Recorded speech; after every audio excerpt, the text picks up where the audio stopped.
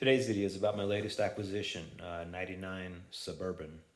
And so I'm going to jump right into retrieving this thing today, and then I'll show you as much as I can about it as we go. Hey YouTube, I'm driving a new addition to the fleet. I picked up this 1999 Chevrolet K1500 Suburban recently, last week actually, and I was unable to go pick it up until today. My wife was out of town and she was kind of my ride from out here in the East Mountains where I live. And so she gave me a ride into town today, and I just took the car has been sitting apparently, supposedly for about 6 years, but the plates on it were from 2021, so I know that it's probably been driven at least a little bit in that time. But I bought it. I'll tell you what I bought it for. I paid, they were asking $3,000 for it, and there was very little information. There was no mileage shown. There was no interior pictures. There was just an old vacation photo of a bunch of bikes on the back rack. I just took a chance and called the guy, and it was far away, and I had time on my hands, so I drove out there and looked at it and drove it. It drove good, and the interior was nice. It's got the leather interior. I went ahead and offered $2,400, which they would not take, and then we settled at $2,700. And so I paid for it in full that day, and he just kind of left it on the street in front of his house, which made me a little nervous because, I mean, people cut converters off of vehicles and stuff sometimes in the city. And anyway, it was fine. He said that the battery was probably bad, but at the time it would restart when we went to start it, and I know he had jumped it to get it going. And so I thought, well, maybe it'll come back. I mean, it's going to need a battery at some point. It's got the side post battery on it. So I'm in the dark. Let's see if I can move this a little bit. So so we went to pick it up today, and I took jumper cables and a top post battery with me. I was just going to go ahead and jump start it, and then I had a bunch of other things. But anyway, yeah. So I was able to get it started. Actually, the battery was dead. It was completely dead. I mean, it had nothing in it. So I'm not sure if it's just a bad battery or if there's something discharging it. But I went ahead and I got it jumped, and then I was a little nervous because if it stalls on me, it's going to be, I'm going to have to get out and probably do something dramatic to get it going again. It's 50 miles away, and I had to drive through basically 4 o'clock traffic, which is, everybody leaving work early and trying to get through the city. But I'm only now talking because I'm already part of the way. Hold on a second here. I'm already most of the way home, but the car has been driving well. It has not had an issue. At one point, when I first stopped at one of the early stoplights, when I sat at idle, the voltmeter was reading about 10 volts, which really worried me a little bit because I wasn't sure what it needs to run, how much it needs to run. So then I stood on the brake and gave it a little bit of more throttle and was able to get it to bump up. But now it seems like it's pretty steady at 14 volts charging. I'm sure it's not great to be charging a battery that may or may not be any good, but it's what I got to do to get home. I don't want to tow it, and I don't have anything that would tow it. But so far, it runs well, shifts through all the gears. I did stop and put fuel in it while it was running, which is probably a big old no-no. But that's what you do when you want to get home with a car that you bought that you shouldn't have bought. I joke about if you've ever seen a dog chasing a car that comes to a stop, and the dog immediately kind of goes in a circle and doesn't really know what to do. It's because it had no plan other than the fact that it was trying to get a car. And it's kind of me with this thing. I recently got the urge to buy a Suburban, and I thought, well, I don't, just have something that would tow and have all the space and everything else. So I started looking at them, and everything I saw was pretty ratty. I mean, there's a lot of older Suburbans out there that have been through the ringer, whether it's been a family of kids and dogs just tearing them up, or somebody who got one who envisioned it as the great off-road machine that it maybe is underneath. And they put the big tires on them and do a bunch of stuff, and every time they wire something they never do it right, so you've got wires sticking out everywhere. And so that was one of the things that attracted me to this. The couple that I bought it from was an elderly couple, and they had so the car has a salvage title. I guess I'll mention that. Based on their information, what they told me was that it was stolen off the dealer lot when it was brand new, and so it was a theft recovery, which meant that it came with a salvage title. And so they bought it from the first owner, who only had it for a little bit, and then they put almost 100,000 miles on it. So currently it has 105,000 miles on it, which is pretty low for one of these Suburbans. It's a GMT 400, I believe that's the nomenclature they use for the body style. And then it's got the 5.7 liter V8 with a 4-speed automatic overdrive. It may be the 4L80E, and then it's an LT model, which is the highest trim. So it has leather, heated seats, AC, CD. It's got, I believe, I've got to look, but I believe it's got the limited slip differential in the back as well, which I think is a great benefit when you're taking it off-road. And it's going to need tires. The tires are a match set, but they are worn down and they have been sitting for a while, and so they're a little bit weather checked. And so that's all stuff that needs to be done. And as I've been driving it, I guess I didn't drive it that fast when I had it. I just drove it kind of in the neighborhoods. But I get a little bit of a pulsation through the brake pedal, which means that maybe one of the rotors is probably warped. Most likely, also, there's a lot of rust on the discs, but it stops fine and drives fine and everything else. So anyway, right now you're not really seeing a whole lot. I guess you could look in the back. It's got the full seat complement in it, and it's all stock under the hood. And I guess that's all I can think of to say about it at the moment. I'm about 5 miles from home now, and I was a little worried because the sun is going down, and I didn't know what effect turning on the headlights would have on the voltage, and whether that battery is truly bad.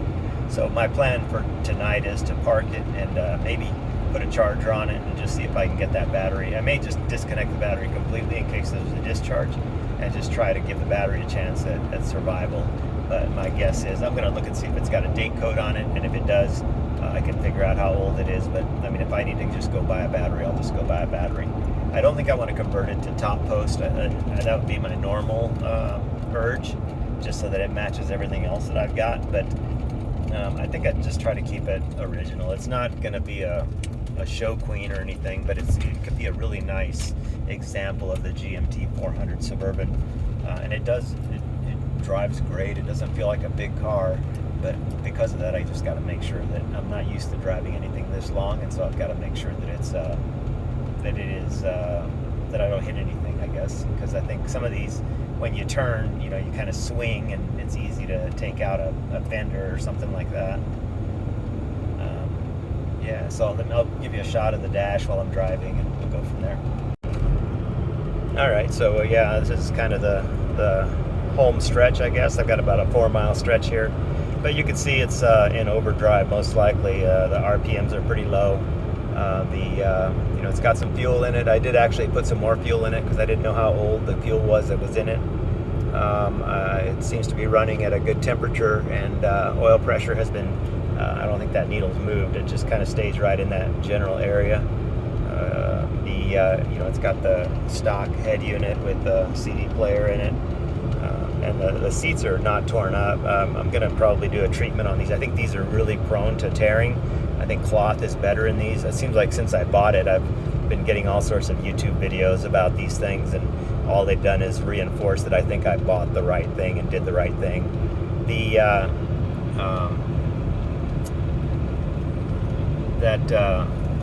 This was the last year of that 5.7 in this body style, and they went to the LS the next year, which I believe was more prone to like head cracks and different things. And so if you think about that 5.7 liter and it's probably got 50 years of development, if not more, on it. And so what I'm driving is probably the best of the best, for efficiency and everything else. I believe this has sequential fuel injection in it. And the transmission is, I believe, the 4L80, and that also has had continual improvements done on it over time, and so most likely the best one of the bunch. with 105,000 miles on it, I don't know that the transmission fluid's ever been changed, but it's something that will be on my list of things to do the first time I have it serviced. I have a really good group of people that do work for me, that kind of stuff, and I think that can only help increase the longevity of this thing. For now, I think what I'm going to do with it is I'm going to get it, obviously I already got insurance on it, so I could drive it home, and I've just got to get it through in this county that I live in. We have to do an emissions test, and so I've got no check engine lights or anything like that, so I'm guessing that all of that's going to be fine. And then I'll drive it some, and we actually have some people visiting.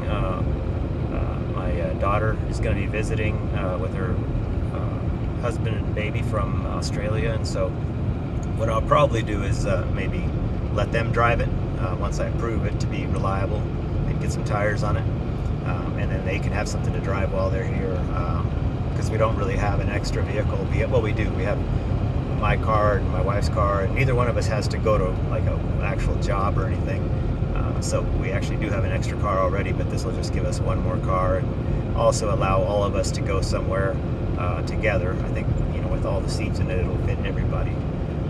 So that's kind of my initial plan for it. And then I also wanted to have some towing capability, because I do we've been thinking about picking up some kind of a trailer or a fifth wheel or something like that, just to keep around, and not necessarily for us to camp in, but for when we have guests, because we have a very small house, and people want their privacy, need their privacy. So we might pick something. We actually have a lead on something that we might pick up, and this would be a great tow rig for that.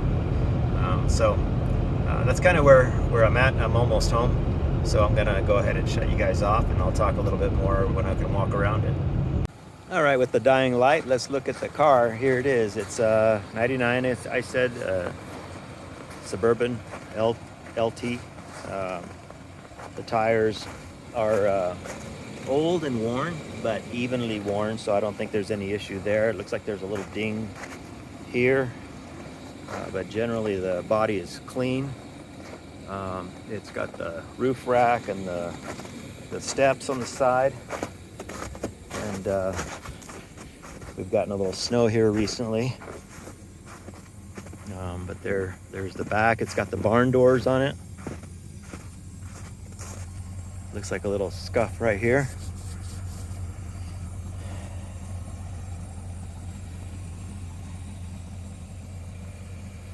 So a fairly clean car. I'm gonna go ahead and pop the hood, and we'll take a look in there.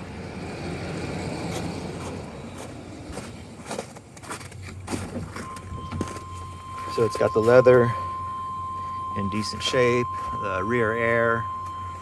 I've got this is my kit to get home, with just cables and batteries and tools and that kind of stuff, but you can see it's all here.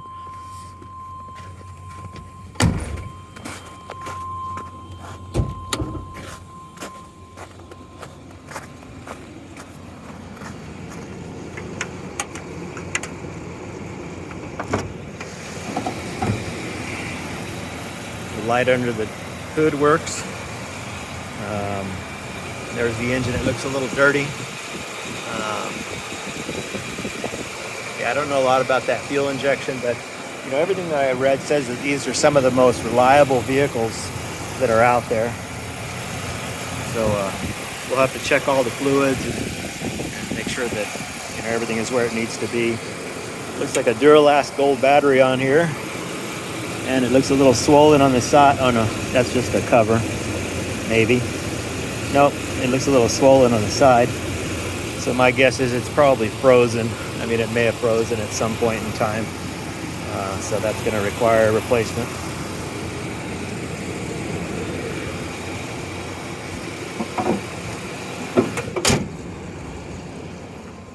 I'm pretty happy with it so far, and I'm looking forward to kind of doing some more videos on this. If you like it, please feel free to subscribe, and I'll kind of fill you in on more as I learn more. But at this point in time, it's my new vehicle, and I'm pretty happy about it.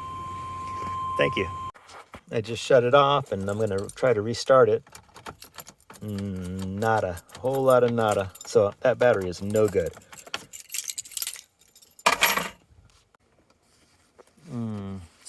owner's manual. I guess the Tahoe and Suburban in '99. It's a fairly thick book, so we'll be checking that out later on. Maybe I'll take that inside. I would have done more video of the actual getting it going, but my wife was in a hurry and I needed to try to get it started before she left to make sure that I wasn't stranded. And so I did get that done. But so when I started driving it, I was actually a little bit nervous. I mean, you can just feel your heart race and everything else. You're just wondering what's going to happen. You have no idea if it's going to stall on you, if you're going to have to get pulled over, or a tire's going to blow, or a tread's going to come off, or I mean, it's an unknown when you're driving a vehicle that you bought, that you only test drove, for a few miles. And so I was a little stressed out for a while, and then I actually didn't do any filming or video until I got off the interstate and got onto the main roads. So, Old Highway 66 runs near here, and that's kind of a very casual ride that ranges from 45 miles an hour to 55 miles an hour as a speed limit, and hardly anybody goes there because they're all in a big hurry. And so it's actually really nice for getting in and out of town. And I can't tell you the number of times that I've been on that road and looked over at the nearby interstate and seen cars just backed up and nobody on the road that I'm on. So that was my plan, was to come that way, and that did help me to give me some time to talk to you about the car and to give you an experience of riding in it with me. So with that, that's my video. Thank you. I would appreciate it if you would like my video, share it if you know somebody who's got one or wants one, or feel free to subscribe. I've got a lot of other videos and other vehicles that I do mess around with, and I try to improve what I'm doing. I'm not a professional YouTuber by any means, and so what I am trying to do is just make videos that I'll be ashamed of in 10 years, basically, which is I think what people always say. But I'm just using just a cell phone to record and just making do with what I've got. And I hope that that helps you as you're kind of watching what I'm doing. And I'd appreciate any comments or thoughts that you have. I mean, I'm curious whether I got a good deal or not on this vehicle, and so you can tell me that, and I'll know actually eventually as I kind of start to spend money on it. But with that, I appreciate you watching, and I really am grateful that I get the chance to do these. I enjoy it, and I know that I enjoy watching a lot of other videos, and that's what made me think about starting to do some of these. Actually, my brother was the one who started me on that, but I wanted to share some of the stuff I was doing with him, and that this was a great mechanism to do that. Thank you.